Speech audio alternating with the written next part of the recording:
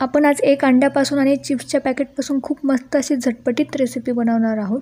त्यासाठी एक अंडं फोडून घेतले मी प्लेटमध्ये। त्याचप्रमाणे त्यामध्ये मिरची पावडर टाकते अर्धा चमचा आणि थोडं मीठ टाकते चवीनुसार। जर लहान मुलांसाठी बनवत असाल तर मिरची पावडर नाही टाकली तरी देखील चालेल। त्यानंतर मी एक चिप्सचा पॅक घेतला आहे, त्याला मस्त असं क्रश करून घेते, चिप्सचे बारीक तुकडे करून घेते। तुम्ही कुठलाही चिप्सचा पॅक यूज करू शकता, लेसचा किंवा आपले टोमॅटो चिप्स कुठलाही यूज करू शकता, खूप मस्त लागते।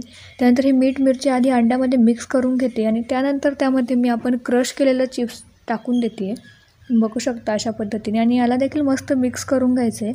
तोपर्यंत मी गॅसवर तवा गरम करायला ठेवला होता। तवा गरम झाला आपला, त्यानंतर त्यावर आपण तेल टाकून घेऊयात आणि तेल मस्त असं पसरून देऊयात सर्वीकडे आणि गॅसची फ्लेम आपल्याला हाय ठेवायची आहे। तेल पसरून झाल्यानंतर आपण तयार केलेलं मिश्रण यावर टाकून देऊयात आणि मस्त पसरून देऊयात त्याला चमच्याने। तुम्ही बघू शकता अशा पद्धतीने खूप मस्त लागते ही पोळी आणि झटपट तयार होते। त्यामुळे नक्की ट्राय करा ही, आणि कमीत कमी साहित्यात बनणारे आहे, त्यामुळे तर नक्कीच ट्राय करा ही रेसिपी। त्यानंतर ह्या पोळीला मी मस्त असं पसरवून देते अशा पद्धतीने।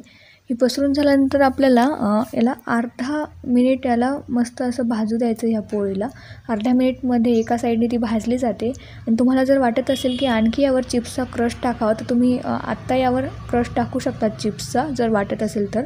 त्यानंतर 30 सेकंद मी पोळी उलटी केली आहे, तुम्ही बघू शकता मस्त भाजली आणि खालच्या साईडने देखील मस्त भाजली आहे। रेडी आहे आपली पोळी। नक्की ट्राय करा ही रेसिपी घरी, आणि जर तुम्हाला ही आपली आजची रेसिपी आवडली असेल तर लाईक करा, शेअर करा, सबस्क्राईब करा आणि कमेंटमध्ये मला नक्की कळवा की कसा झाला आपला आजचा व्हिडिओ।